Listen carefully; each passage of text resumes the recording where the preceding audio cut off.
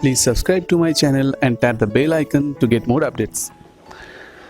এখন গাউসের সূত্রের প্রয়োগ নিয়ে আলোচনা করি। গাউসের সূত্রের প্রয়োগে প্রথমে যেটা আসে সেটা হচ্ছে দীর্ঘ ঋজু পরিবাহী। এখানে দীর্ঘ বলতে অসীম দৈর্ঘ্যের ধরা হচ্ছে একটি পরিবাহী। এরকম একটি পরিবাহী যেটা অসীম দৈর্ঘ্য বিশিষ্ট, এটিকে আধানগ্রস্ত করা হয়েছে এবং এই আধানটি সুষমভাবে বণ্টিত আছে। তাহলে এখানে দীর্ঘ একটি পরিবাহী অসীম দৈর্ঘ্য বিশিষ্ট এবং এটি ঋজু মানে শক্ত, হেলে পড়বে না, নেতিয়ে পড়বে না, দীর্ঘ। তাহলে এই ঋজু পরিবাহীর মধ্যে সুষমভাবে আধান বণ্টিত আছে, অর্থাৎ সুষমভাবে মানে হচ্ছে প্রতি একক দৈর্ঘ্যে আধানের পরিমাণ একই আছে। তাহলে এইরকম যদি একটি পরিবাহী থাকে, সেই পরিবাহী থেকে একটি নির্দিষ্ট দূরত্ব, ধরো আর দূরত্বে একটা পি বিন্দু কল্পনা করা হলো। এই পি বিন্দুতে তড়িৎ ক্ষেত্র প্রাবল্য ই এর মান কত হবে এটা নির্ণয় করতে হলে দেখো এটিকে বিন্দু আধান হিসেবে কল্পনা করতে পারছি না, সরাসরি কুলম্বের সূত্র প্রয়োগ করতে পারছি না। এখানে কুলম্বের সূত্রে কিন্তু হাত পা বাঁধা। কুলম্বের সূত্র প্রয়োগ করে আমি আর ক্ষেত্র প্রাবল্য নির্ণয় করতে পারছি না সরাসরি। সেই জন্য এখানে আমরা কি করব, গাউসের সূত্র প্রয়োগ করব। গাউসের সূত্র প্রয়োগ করতে গেলে প্রথমেই একটা তল কল্পনা করতে হয়, অর্থাৎ গাউসীয় তল বের করতে হয়, ধরে নিতে হয়। সেটা কিরকম, এই পরিবাহী থেকে যদি এই বিন্দুর দূরত্ব হয় আর, তাহলে আর দূরত্ব বজায় রেখে একটি কাল্পনিক তল আমাদের কল্পনা করে নিতে হবে। তাহলে এখান থেকে আর দূরত্ব, এখান থেকে আর দূরত্ব, এখান থেকে আর দূরত্ব, এখান থেকে আর দূরত্ব, তাহলে যে তলটা আসছে এদিকেও তাই আর দূরত্ব আর দূরত্ব। তাহলে যে তলটা আসছে সেটা এরকম একটা চোঙাকৃতির বা সিলিন্ড্রিক্যাল শেপের।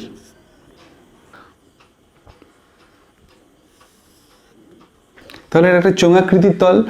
এই চোঙাকৃতি তলের ক্ষেত্রে দেখো এই চোঙের ঠিক অক্ষ বরাবর ওই দীর্ঘ ঋজু পরিবাহীটি আছে, যে পরিবাহীটি আধানগ্রস্ত, এতে আধান সুষমভাবে বণ্টিত আছে। এবার এই আধানগুলোর জন্য তড়িৎ বলরেখা কিভাবে হবে আমি আঁকছি না, এইভাবে দেখাই। এই আধানগুলোর জন্য তড়িৎ বলরেখা ঠিক এরকম লম্বভাবে নির্গত হবে। এবার এই বরাবর কিন্তু তড়িৎ বলরেখা নেই, অর্থাৎ পরিবাহীটির দৈর্ঘ্য বরাবর কিন্তু কোনো বলরেখা নির্গত হবে না। পরিবাহীটির দৈর্ঘ্যের সঙ্গে লম্ব অভিমুখে সব দিকে তড়িৎ বলরেখা নির্গত হবে। তাহলে তড়িৎ বলরেখা আমি একটাই দেখাচ্ছি, এই আধান থেকে এই বরাবর তড়িৎ বলরেখার অভিমুখ। তাহলে এইখানে যদি একটা ক্ষুদ্র তল কল্পনা করি, সেই তলটির মান যদি ডিএস হয়ে থাকে, সেই তলটির অভিমুখও হবে তলটির লম্ব দিকে। এবার এখানে দেখো তলটির অভিমুখ এবং তড়িৎ বলরেখার অভিমুখ এই দুটো পরস্পর একই দিকে। এখানে আমি তড়িৎ বলরেখার অভিমুখটাকে ই দিয়ে কেন দেখাচ্ছি, কারণ তড়িৎ বলরেখার উপরে এই যে বিন্দুটি, সেই বিন্দুতে স্পর্শক টানলেও কিন্তু সেই একই রেখাই হয়, সেম রেখা হয়, যেটা তড়িৎ ক্ষেত্র প্রাবল্যের অভিমুখ বোঝায়। সেই জন্য এই ই ভেক্টর এবং এন ক্যাপটা হচ্ছে এই তলটির ক্ষেত্রফলের অভিমুখ। তাহলে ই এবং এই তলটির ক্ষেত্রফলের অভিমুখ এরা পরস্পর সমান্তরাল। তাহলে ফ্লাক্সের পরিমাণ কত, ওই ক্ষুদ্র ক্ষেত্রফলটির জন্য ফ্লাক্স ক্ষুদ্র হবে D phi is equal to E vector dot DS vector. DS ভেক্টরকে আমরা ডিএস এন ক্যাপ লিখতে পারি, কিন্তু এখানে দরকার নেই লেখার। এখানে সরাসরি দেখো ই ডিএস পরস্পর সমান্তরাল হওয়ায় এটা হবে ইডিএস, অর্থাৎ D phi is equal to EDS. অতএব ফাই ইজ ইকুয়াল টু এই সম্পূর্ণ যে চোঙাকৃতির তল, সেই তলটির জন্য মোট ফ্লাক্স কত, ইন্টিগ্রেশন ডি ফাই। তোমরা একটা জিনিস দেখো, এইখানে চোঙের যে বক্রতল, সেই বক্রতল বরাবর মোট ফ্লাক্স আমরা পাচ্ছি। এই ওপরের তল আর নিচে যে একটা তল আছে, এই তলটির মধ্যে দিয়ে কোনো ফ্লাক্স হবে না, কেননা ই এর অভিমুখ এই দিকে এবং এই তলগুলোর ক্ষেত্রফলের অভিমুখ এই দিকে, অর্থাৎ ই আর ডিএস পরস্পর লম্ব। ই আর ডিএস যদি পরস্পর লম্ব হয় তাহলে তাদের মধ্য দিয়ে ফ্লাক্স শূন্য। তাহলে এই তলগুলোর মধ্যে দিয়ে ফ্লাক্স কিন্তু জিরো, এই তলটার মধ্যে দিয়ে ফ্লাক্স কিন্তু জিরো। তাহলে একমাত্র এই যে বক্রতলটি আছে এই পরিবাহীটিকে ঘিরে, এই যে বক্রতল, সেই বক্রতলের মধ্যে দিয়ে যে ফ্লাক্সটা পাবো সেটাই হবে সম্পূর্ণ ফ্লাক্সটা। তাহলে এখানে phi is equal to integration D phi, অর্থাৎ ইন্টিগ্রেশন ইডিএস। গাউসের সূত্র ফাই ইজ ইকুয়াল টু আমরা লিখতে পারি, ধরো এই চোঙটির দৈর্ঘ্য হচ্ছে এল এবং প্রতি একক দৈর্ঘ্যে আধানের পরিমাণ ল্যামডা। তাহলে এই এল দৈর্ঘ্যের যে চোঙটি, সেই চোঙটি কি পরিমাণ আধানকে ঘিরে রেখেছে, ল্যামডা এল পরিমাণ।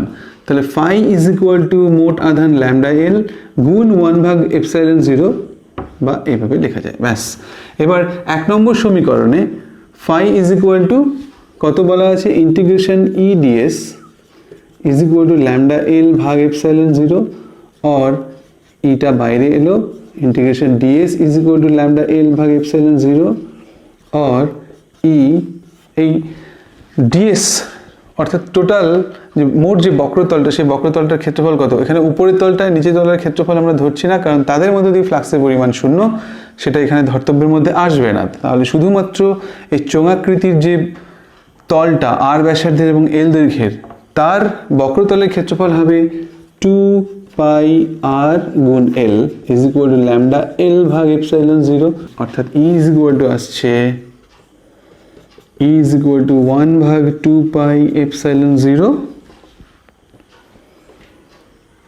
ল্যামডা ভাগ আর। এই হলো তড়িৎ ক্ষেত্র প্রাবল্য। একটি অসীম দৈর্ঘ্যের দীর্ঘ ঋজু পরিবাহীর জন্য তড়িৎ ক্ষেত্র প্রাবল্য আমরা পেয়ে গেলাম। এর পরের প্রয়োগ বা উদাহরণটি হচ্ছে গোলীয় খোলক, পাতলা গোলীয় খোলক বা একটি ফাঁপা গোলক, যেটা একটা পরিবাহী কিন্তু ফাঁপা গোলক, তার জন্য সেই গোলকের বাইরে এবং ভেতরে তড়িৎ ক্ষেত্র প্রাবল্যের মান কত হবে সেটা নির্ণয় করব।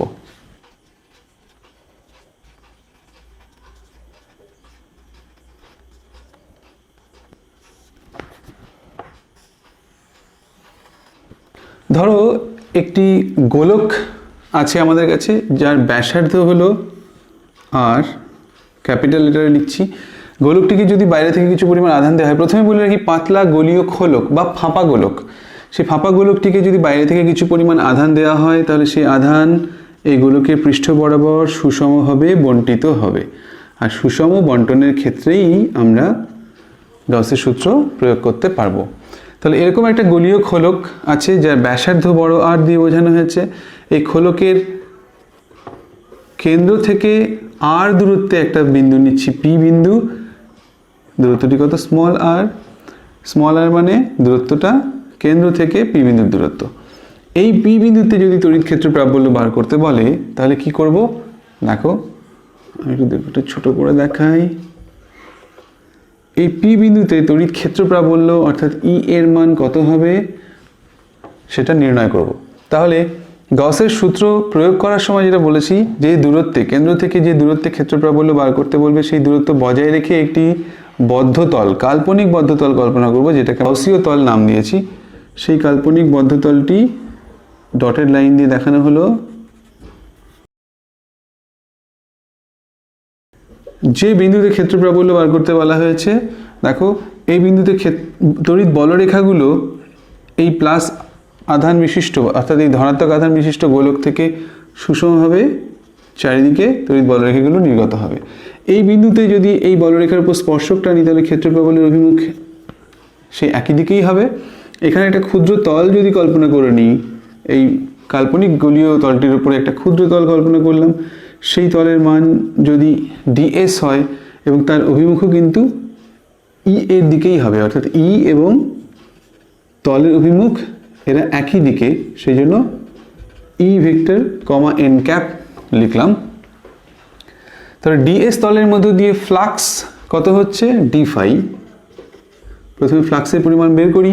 D phi is equal to E dot DS और D phi is equal to E D S, যেহেতু ই আর ডিএস পরস্পর একই দিকে সমান্তরাল। মোট ফ্লাক্স ফাই গাউসের সূত্র প্রয়োগ করলে কি হচ্ছে, মোট আবদ্ধ আধানের পরিমাণ কত, এখানে যদি প্রতি একক ক্ষেত্রফলে এর আধানের পরিমাণ সিগমা হয়, তাহলে মোট আবদ্ধ আধানের পরিমাণ হবে সিগমা গুণ 4 পাই আর স্কোয়ার, অর্থাৎ প্রতি একক ক্ষেত্রফলের আধান গুণ এই গোলীয় তলটির ক্ষেত্রফল, যে তলে আধানটা রয়েছে। তাহলে মোট আধান ভাগ এপসাইলন 0 পেয়ে যাচ্ছি। এবার এই ফাই এর মান নির্ণয় করব। ফাই আমরা ডি ফাই পেয়েছি ক্ষুদ্র ক্ষেত্রফলের জন্য, ফ্লাক্স ডি ফাই। এরকম অসংখ্য ক্ষুদ্র ক্ষেত্রফল আছে গোলীয় তলের গা বরাবর, অসংখ্য ক্ষুদ্র ক্ষেত্রফল। সব কটার জন্য আমরা যদি ফ্লাক্স বের করি এবং তাদের যদি সমষ্টি বা যোগ করি, তাহলে মোট ফ্লাক্স পাবো, অর্থাৎ এটাকে ফাই ইজ ইকুয়াল টু লেখা যায় ইন্টিগ্রেশন ডি ফাই। তাহলে আমাদের ঝামেলা মিটে গেল, সব ঝামেলা। তাহলে 4 পাই সিগমা আর স্কোয়ার ভাগ এপসাইলন 0। এবার D phi is equal to দেখো ইডিএস লেখা আছে, EDS 4 pi sigma R square ভাগ এপসাইলন 0। এবার এখানে এই যে ডিএসটা হচ্ছে যে গসীয় তলটা আমরা কল্পনা করে নিয়েছি, সেই গসীয় তলের ক্ষেত্রফল, এবং ইন্টিগ্রেশন ডিএস মানে হচ্ছে মোট ক্ষেত্রফল। এবারে গসীয় তলটির ব্যাসার্ধ কত দেখো স্মল আর দিয়ে লেখা হয়েছে, তাহলে গসীয় এই কেন্দ্র থেকে গসীয় তলের উপরে প্রত্যেকটা বিন্দুর দূরত্ব স্মল আর, তাহলে এই তলটির ক্ষেত্রফল হবে 4 pi small R square is equal to 4 pi sigma R square ভাগ এপসাইলন 0। এখানে 4 পাই সিগমা আর স্কোয়ারটাকে আমরা মোট আধান কিউ দিয়ে লিখতেই পারি, কারণ এই গোটা গলীয় তলটা মোট কিউ পরিমাণ আধানকে ঘিরে রেখেছে। আগে দীর্ঘঋজুর পরিবাহীর ক্ষেত্রে আমরা করতে পারিনি, কারণ সেটা অসীম দৈর্ঘ্যের দীর্ঘঋজু পরিবাহী ছিল এবং চোঙাকৃতির তলটা সম্পূর্ণ পরিবাহীটিকে ঘিরে ছিল না, পরিবাহীর এল দৈর্ঘ্যকে ঘিরে রেখেছিল এবং সেটুকু দিয়ে হিসেব করেছিলাম বলে সেখানে আমরা মোট আধান কিউ লিখতে পারিনি। এখানে মোট আধান কিউ লেখা যাবে, কারণ এই সম্পূর্ণ গোলকটাই কিন্তু এই কাল্পনিক গাউসীয় তল দিয়ে বেষ্টিত আছে। তাহলে এখানে মোট আধান 4 পাই সিগমা আর স্কোয়ার সমান সমান কিউ, এটা আমরা প্রথমেই লিখতে পারতাম কিন্তু পরে লিখলাম, এখানে এই কিউটাকে সরাসরি লিখে দেওয়া যায়। তাহলে আর ই ইজ ইকুয়াল টু 1 ভাগ 4 পাই এপসাইলন 0 কিউ ভাগ আর স্কোয়ার। দেখো ক্ষেত্রফলগুলো পেয়ে যাচ্ছি। এই যে ফাঁপা গলীয় খোলক, তার জন্য কেন্দ্র থেকে আর দূরত্বে ক্ষেত্র প্রাবল্যের মান পাওয়া গেল। এবার এইখানে আমরা ক্ষেত্র প্রাবল্য পেলাম। এবার গলীয় যে খোলকটি আছে তার পৃষ্ঠের খুব কাছে কোনো একটা বিন্দুতে, অর্থাৎ আর ইজ ইকুয়াল টু যদি আর হয় প্রায় সমান, একদম পৃষ্ঠে নয়, পৃষ্ঠের খুব কাছাকাছি, তাকে আমরা আর ইজ ইকুয়াল টু আর লিখতেই পারি। আর ইকুয়ালস টু ক্যাপিটাল আর, অর্থাৎ এই গোলকটির ব্যাসার্ধ, সেই দূরত্বে প্রাবল্য কত হবে? প্রাবল্য দাঁড়াচ্ছে 1 ভাগ 4 পাই এপসাইলন 0 কিউ ভাগ ক্যাপিটাল লেটারে আর স্কোয়ার। এইটি হলো এই পাতলা গলীয় খোলকে পৃষ্ঠের খুব কাছে কোনো বিন্দুতে তড়িৎ ক্ষেত্র প্রাবল্যের মান, আর এটি হলো পাতলা গলীয় খোলক থেকে এর কেন্দ্র থেকে স্মল আর দূরত্বে তড়িৎ ক্ষেত্র প্রাবল্যের মান। এখানে নিশ্চয়ই এটা বুঝতে পারছো, এই স্মল আর এর মানটা এই বড় আর এর থেকে বেশি, অর্থাৎ এর পৃষ্ঠের বাইরে। এবার কোনো একটা বিন্দু আধানের জন্য সেই বিন্দু আধান থেকে স্মল আর দূরত্বে তড়িৎ ক্ষেত্র প্রাবল্য বার করলেও কিন্তু এই মানটা আসে। তাহলে এক্ষেত্রে এই গলীয় খোলকের বাইরে যখন কোনো বিন্দুতে আমরা তড়িৎ ক্ষেত্র প্রাবল্য বার করছি, সেই তড়িৎ ক্ষেত্র প্রাবল্যের মান যদি এই গলীয় খোলক না ধরে একটা বিন্দু আধান ধরে নিতাম, যে সমস্ত আধান একটা বিন্দুতে কেন্দ্রীভূত আছে, তার ক্ষেত্রেও যে মান, সেই মান দুটো একই আসে। এবার গলীয় খোলকের অভ্যন্তরে যদি বার করতে চাই,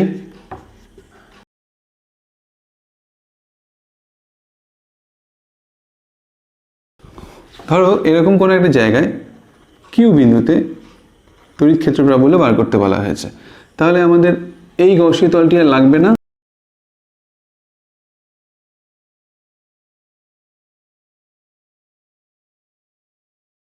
যদি কিউ বিন্দুতে প্রাবল্য নির্ণয় করতে বলে, তাহলে ও কিউ দূরত্ব, এটাকে স্মল আর ধরা হচ্ছে। এবার এই স্মল আর দূরত্ব বজায় রেখে একটি কাল্পনিক গলীয় তল এঁকে নিলাম।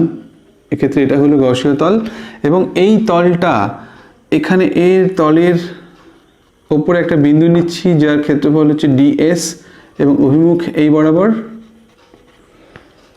তাহলে এই তলের মধ্যে দিয়ে ফ্লাক্সের পরিমাণ কত? D phi is equal to E dot DS সূত্রানুসারে। তাহলে ক্ষেত্র প্রাবল্যের অভিমুখ এই বরাবর, ক্ষেত্রফলের অভিমুখ এদিকে, তাহলে flux E dot DS equals to EDS. ঠিক আছে, ফ্লাক্স নিয়ে সমস্যা নেই, কিন্তু গাউসের সূত্র কি বলেছে? যে মোট ফ্লাক্স, এই যে বদ্ধ তল কল্পনা করেছি তার মধ্যে দিয়ে মোট ফ্লাক্স, এই তলটি যে পরিমাণ আধানকে ঘিরে রেখেছে সেই আধানের 1 ভাগ এপসাইলন 0 গুণ। ঠিক আছে, কিন্তু আধানের পরিমাণটা কত? এই কিন্তু কোনো আধান ঘিরে রাখেনি, কারণ সমস্ত আধানের বাইরে আছে, এই তলটির বাইরে আছে, ভেতরে নেই। তাহলে মোট আধান তো 0, তাহলে ফ্লাক্সের মান 0। Integration EDS is equal two 0। এখান থেকে দেখো ই এর মান 0, অর্থাৎ পাতলা গলীয় খোলকের পৃষ্ঠ থেকে কেন্দ্র অবধি ভেতরে যে কোনো বিন্দুতে তড়িৎ ক্ষেত্রের প্রাবল্যের মান 0 হয়। এটা যদি গ্রাফ দিয়ে বোঝানো হয়, একটা গ্রাফ আঁকি, তাহলে সেই গ্রাফটি কেমন চেহারা নেবে দেখো। ওয়াই অক্ষ আর এক্স অক্ষ এঁকে নিচ্ছি। এক্স অক্ষ বরাবর দূরত্ব বোঝালাম, গোলকের কেন্দ্র থেকে দূরত্ব, এবং ওয়াই অক্ষ বরাবর তড়িৎ ক্ষেত্র প্রাবল্য বোঝাই। এবার দেখো ঠিক কেন্দ্রে তড়িৎ ক্ষেত্র প্রাবল্যের মান 0। কেন্দ্র থেকে যত দূরত্ব, যত বাইরের দিকে যাচ্ছি, গোলকের পৃষ্ঠে একটা জায়গায় এলে সেখানে এসে তড়িৎ ক্ষেত্র প্রাবল্য কিন্তু একটা সর্বোচ্চ মান প্রাপ্ত হয়। তারপরে আরও যত দূরত্ব যাব তত ক্ষেত্র প্রাবল্যের মানটি কমবে। কী হারে কমবে? এখানে তড়িৎ ক্ষেত্র প্রাবল্যের মান কিন্তু 1/r² সঙ্গে সমানুপাতিক। আর এইখানে তড়িৎ ক্ষেত্র প্রাবল্যের যে মানটা, এই যে মানটা, এটা কিন্তু E = 1/4πε0, অর্থাৎ গোলকের পৃষ্ঠের খুব কাছে কোনো বিন্দুতে তড়িৎ ক্ষেত্রের প্রাবল্যের মান যেটা নির্ণয় করেছি সেই মানটা কিন্তু এখানে। এবার যত বাঁ দিকে আসছি, তার মানে গোলকের পৃষ্ঠ থেকে কেন্দ্রের দিকে যাচ্ছি, সেখানে কিন্তু তড়িৎ ক্ষেত্রের প্রাবল্য নেই, অর্থাৎ E এর মান এখানে 0। দেখো এই হচ্ছে পাতলা গোলীয় গোলকের কেন্দ্র থেকে পৃষ্ঠ অবধি তড়িৎ ক্ষেত্র প্রাবল্যের কোনো মান থাকে না বলে কোনো রেখা দিয়ে সেটাকে বোঝানো যায়নি। সেই রেখাটি হবে এক্স অক্ষ বরাবর। তারপরে পৃষ্ঠে এসে ক্ষেত্র প্রাবল্যের মানটা সর্বোচ্চ হয়, সেখান থেকে আরও যত দূরত্ব বাড়ে ক্ষেত্র প্রাবল্যের মান 1/r² সঙ্গে সমানুপাতে পরিবর্তিত হয়। তাহলে এই হলো সেই লেখচিত্র, পাতলা গোলীয় গোলকের ক্ষেত্রে তড়িৎ ক্ষেত্র প্রাবল্য এর পরিবর্তনের লেখচিত্র। 3 নম্বর,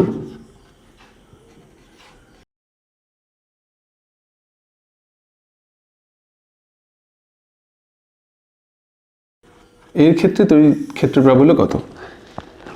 এবার একটা বিস্তৃত পাতলা পাত কল্পনা করে নিচ্ছি। একটা বইয়ের পৃষ্ঠা যেমন হয় ঠিক সেরকম একটা পাতলা পাত, খুব পাতলা বা এর থেকেও পাতলা একটা পাত যেটা পরিবাহী। এরকম একটা পাতের ক্ষেত্রে একে যদি বাইরে থেকে আধান দেওয়া হয়, তাহলে আধানটি দেখো এই পাতের দু প্রান্তে সুষমভাবে ছড়িয়ে পড়বে, এদিকেও ওদিকেও। অর্থাৎ এরকম যদি পাতটি হয় তাহলে পাতের এদিকেও এবং ওদিকেও। এই পাত থেকে একটা নির্দিষ্ট দূরত্ব ধরলাম, সেই একইভাবে আর দূরত্বে পি বিন্দুতে যদি তড়িৎ ক্ষেত্র প্রাবল্য নির্ণয় করতে বলে, ই এর মান যদি নির্ণয় করতে বলা হয়, তাহলে কি করব? এখানেও আমাদের গাউসীয় তল কল্পনা করতে হবে, যেহেতু আধান সুষমভাবে বণ্টিত আছে। তো কীভাবে করব? এই পি বিন্দুকে ঘিরে একটা তল কল্পনা করছি, সেই তল থেকে এই পাতলা পাতের উপর একটা প্রজেকশন নিলাম, এবার এটাকে যুক্ত করে দিচ্ছি। তাহলে এটা একটা চোঙ পেলাম, এই যে তল, ঠিক এর বিপরীত দিকেও উল্টো দিকেও কিন্তু এরকম একটা চোঙ পাবো, ঠিক আর দূরত্বে। ঠিক এখান থেকে এরও দূরত্ব ধরো আর, এখানে একটা চোঙ পাবো। এখানে যে তলটি আছে সেই তলটির ক্ষেত্রফল মনে করি ডিএস, এখানেও যে তলটি আছে সেই তলটিরও ক্ষেত্রফল ডিএস, স্বাভাবিক এই তলটির ক্ষেত্রফল হবে ডিএস। এবার তড়িৎ বলরেখা, যেহেতু এই পাত্রটি আধানগ্রস্ত, তার তড়িৎ বলরেখা সুষমভাবে নির্গত হবে এবং তলটিকে লম্বভাবে ছেদ করে নির্গত হবে। এক্ষেত্রেও তাই তড়িৎ বলরেখাগুলো নির্গত হবে। যে এবার দুদিকে নির্গত হচ্ছে কেন? কারণ পাত্রটির দুদিকেই কিন্তু আধান সমভাবে বণ্টিত আছে। এবার এই যে চোঙাকৃতি তল কল্পনা করলাম, এটা কিন্তু গাউসীয় তল, অর্থাৎ এক্ষেত্রে এই গাউসীয় তলটা কিন্তু চোঙাকৃতি তল। এই বক্রতলের দিকে অর্থাৎ বক্রতল বরাবর কিন্তু কোনো ফ্লাক্স পাবো না, কারণ তড়িৎ ক্ষেত্র প্রাবল্যের অভিমুখ এবং বক্রতলের অভিমুখ এরা পরস্পর কিন্তু লম্ব। সেই জন্য এই বক্রতলের মধ্যে দিয়ে কোনো ফ্লাক্স হবে না। যে ফ্লাক্স বা প্রবাহ পাবো সেটা একমাত্র এই তলের মধ্যে দিয়ে এবং এই তলের মধ্যে দিয়েই পাচ্ছি। তাহলে ই কমা এন ক্যাপ লিখছি, কারণ এই ডিএস তলের ক্ষেত্রফলের অভিমুখটা ই বরাবর, এখানেও ই কমা এন ক্যাপ একই দিকে। এবার এই তলটি এবং এই তলটি দুটোর জন্য ফ্লাক্সের পরিমাণ কত? যে কোনো একটি তলের জন্য আগে বার করি। D phi is equal to E dot DS আর phi is equal to E DS, যেহেতু ই ডিএস সমান্তরাল। এইখানে আধানের পরিমাণ কত? এখানে যেহেতু এই ক্ষেত্রফলটি ডিএস এবং প্রতি একক ক্ষেত্রফলে আধানের পরিমাণ যদি সিগমা হয়ে থাকে, তাহলে এইটুকু জায়গায় আধানের পরিমাণ হচ্ছে DQ is equal two sigma DS. তাহলে এখানে ডিকিউ পরিমাণ আধান আছে এবং এই বক্রতলটি, এই যে তল চোঙাকৃতির বক্রতল গাউসীয় তল, সেটা কতটা আধানকে ঘিরে রেখেছে? ডিকিউ পরিমাণ আধানকে ঘিরে রেখেছে। তাহলে সম্পূর্ণ তলটার জন্য আমরা এবার নির্ণয় করব তড়িৎ ক্ষেত্র প্রাবল্য কত হচ্ছে। দেখো এইদিকে ফ্লাক্স ডি ফাই, এদিকেও ফ্লাক্স ডি ফাই, তাহলে মোট ফ্লাক্স কত? 2 ডি ফাই। কতটা আধানের জন্য হচ্ছে? গসের উপপাদ্য প্রয়োগ করছি যে মোট ফ্লাক্স ইকুয়ালস টু আধান কতটা? ডিকিউ গুণ 1/ε0। দেখো আধান গুণ 1/ε0, এটা গসের সূত্র অনুসারে লিখলাম। এবার 2 ডি ফাই ইকুয়ালস টু সমান EDS is equal two DQ মানে হচ্ছে সিগমা ডিএস ভাগ ε0। এবার দুদিকেই যদি ইন্টিগ্রেশন করি, গোটা তলটার জন্য যদি বের করি, ইন্টিগ্রেশন করতেই পারি। তাহলে ইন্টিগ্রেশন করলে কি হচ্ছে? ইন্টিগ্রেশন ইডিএস সিগমা ভাগ ε0 ইন্টিগ্রেশন ডিএস। দেখো 2e integration ds is equal to sigma भाग ε0 इंटीग्रेशन ds और 2e is equal to sigma भाग ε0, अर्थात আমরা ক্ষেত্র প্রাবল্য E সমান কত পেলাম? সিগমা ভাগ 2ε0। অর্থাৎ একটি অসীম বিস্তৃত পাতলা পাতের জন্য সেই পাত থেকে একটি নির্দিষ্ট দূরত্বে বা ওই পাতের জন্য তড়িৎ ক্ষেত্র প্রাবল্যের মান হয় সিগমা ভাগ 2ε0। দেখো এক্ষেত্রে তড়িৎ ক্ষেত্র প্রাবল্যের মান কিন্তু পাত থেকে দূরত্বের উপর নির্ভর করে না। অর্থাৎ যে কোনো একটা পাত যদি নিই, পাতলা পাত, সেই পাতে যদি প্রতি একক ক্ষেত্রফলে আধানের পরিমাণ সিগমা হয়ে থাকে, তাহলে তার জন্য ক্ষেত্র প্রাবল্যের মান হবে সবসময় সিগমা ভাগ 2ε0। এবার যদি পাতটি পাতলা না হয়ে মোটা পাত হয়, অসীম বিস্তৃত মোটা পাত, তাহলে কি হবে? দেখো এটা যদি মোটা পাত হয়, আমি এই ছবিটাকে একটু চেঞ্জ করে নিচ্ছি। হ্যাঁ, এই তলটির মধ্যে দিয়ে ফ্লাক্স কত? D phi equals to EDS.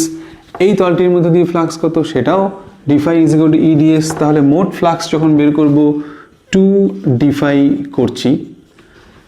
গসের সূত্র অনুসারে 2 D phi is equal to আধান ভাগ ε0 বা আধান গুণ 1/ε0।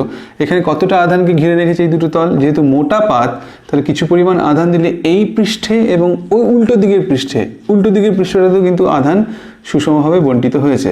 তাহলে এইখানে আধান যদি ডিকিউ হয়, উল্টো দিকেও হবে ডিকিউ, অর্থাৎ মোট আধান কিন্তু এখানে হবে 2 ডিকিউ গুণ 1/ε0। গসের সূত্র প্রয়োগ করলাম। তাহলে D phi is equal to কত হচ্ছে? ডিকিউ ভাগ ε0। ডি ফাই এর মান হচ্ছে ই ডিএস, ডিকিউ মানে হলো সিগমা ডিএস ভাগ ε0। আর যদি ইন্টিগ্রেশন করা হয়,